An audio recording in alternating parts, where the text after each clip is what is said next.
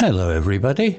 If you want to read all the stories in full, please go to www.steveuk.blog. Thank you. Short story 376, The Day at the Zoo, Upper Beginner. Hello everyone. My name is Eleanor and I live in a large city. I work as a librarian and I love spending my free time exploring different places. Last Sunday, I decided to visit the city zoo. It had been a long time since I last went, and I was looking forward to seeing the animals. I woke up early, made myself a quick breakfast of toast and jam, and checked the weather forecast. It was going to be a sunny day, perfect for a trip to the zoo. I packed a small backpack with a bottle of water, a snack, and my camera. Then I took the bus to the zoo. The bus journey was quite long, about 45 minutes, but I enjoyed looking out the window and watching the city go by.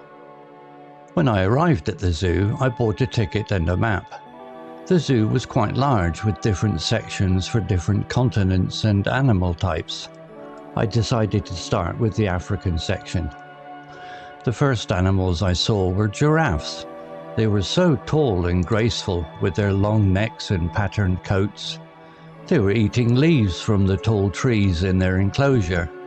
I watched them for a while, taking some photos. They were fascinating to observe. Next I saw the lions. They were lying in the sun, looking very relaxed. One of them let out a loud roar, which made some of the children nearby jump. It was amazing to hear such a powerful sound. I took a few more photos, careful not to disturb them. After the lions, I visited the elephants. They were huge and majestic. They were playing in a large pool of water, spraying each other with their trunks. The children were laughing and pointing. It was a joyful scene to watch. I learned from a nearby sign that the zoo was actively involved in elephant conservation efforts. I then moved on to the Asian section. I saw tigers, snow leopards, and red pandas. The tigers were pacing back and forth in their enclosure, looking powerful and alert. The snow leopards were more elusive, hiding among the rocks. The red pandas were adorable with their red fur and bushy tails. They were eating bamboo shoots. I took a break for lunch at a small cafe in the zoo. I bought a sandwich and a cup of tea. I sat at a table outside and enjoyed the sunshine. Many families were also having lunch and the atmosphere was lively. After lunch, I visited the reptile house. I saw snakes, lizards, turtles, and crocodiles. Some of the snakes were very colourful, while others were camouflaged to blend in with their surroundings. The crocodiles were lying motionless in the water, looking very menacing. The reptile house was quite warm and humid, just like their natural habitats. My final stop was the aviary. It was a large enclosure filled with different types of birds. There were colourful parrots, graceful flamingos, and small finches. The birds were flying freely around the aviary, and their songs filled the air. It was a beautiful and peaceful place to end my visit. Before leaving, I visited the gift shop and bought a small souvenir, a plush toy of a red panda. It was a wonderful, nice reminder of my enjoyable day. I took the bus back home feeling relaxed and happy. It was a wonderful day at the zoo, and I learned a lot about different animals from around the world. It was a great way to spend a Sunday. Vocabulary notes. Exploring, verb, to travel through an unfamiliar area in order to learn about it. Example, I love spending my free time exploring different places. Similar words, discovering, investigating, venturing, touring. Example in a different context, they went exploring the ancient ruins in the jungle. Enclosure, noun, an area that is surrounded by a fence or wall and is used for keeping animals. Example, they were eating leaves from the tall trees in their enclosure. Similar words, pen, cage, compound, paddock. Example in a different context. The sheep were kept in a large enclosure in the field. Majestic, adjective, having or showing impressive beauty or dignity. Example, they were huge and majestic, referring to the elephants. Similar words, grand, magnificent, imposing, stately.